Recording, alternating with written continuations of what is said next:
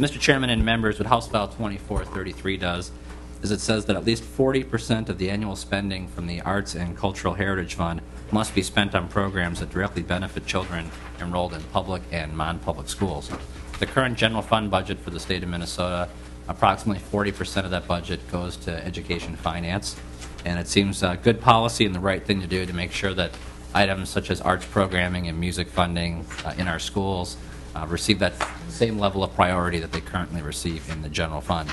And it seems to me that what you're doing is trying to take money from arts and cultural heritage to help cover up the fact that this legislature has made a commitment to school kids and hasn't delivered on it. But I guess that's, we're debating an education topic here, but my concern is that we're just doing what so many other agencies have done, which is to take general fund reductions, to take expenditure reductions at the legislature and make it up with legacy funds.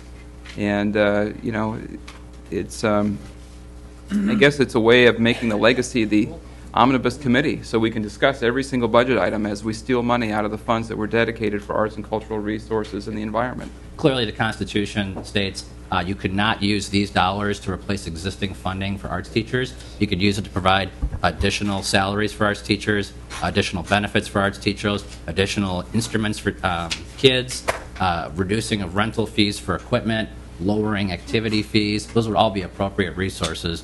No one is advocating or this bill does not advocate to do that. It's meant to provide additional services for children, and I think that's something that you should be supportive of. Well, Mr. Chair, just a final comment on the Legacy Committee. Apparently, constitutional language doesn't mean very much because Representative Winkler.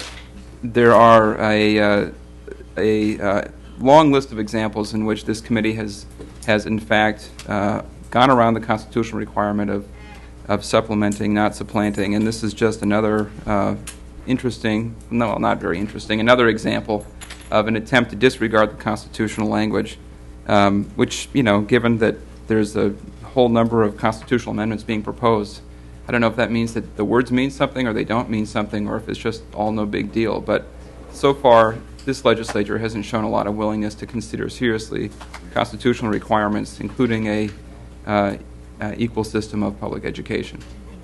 So in order to maintain traditional levels, sources of funding, the legislature would have to lock in some requirement that school districts spend a certain amount of money based on historic data on arts, broadly defined, and that then they have to continue to spend that amount of money out of their general fund, state aid payments, and their local property tax levy, and then on top of that, they could qualify for legacy funds.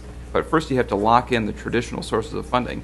So the question is, in order to pass this bill, would you be willing to lock in school districts at a certain level of funding for arts, and whether that's through a mandate or whether that's through a categorical funding stream of state aid?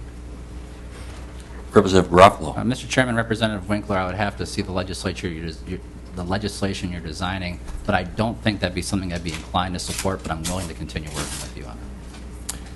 Well, Representative Winkler. Mr. Chair, Representative Garofalo, in order for your bill to be constitutional, I think we would have to work that out. And if you're willing, I'd certainly be open to creating a state mandate on minimum levels of arts education in school districts.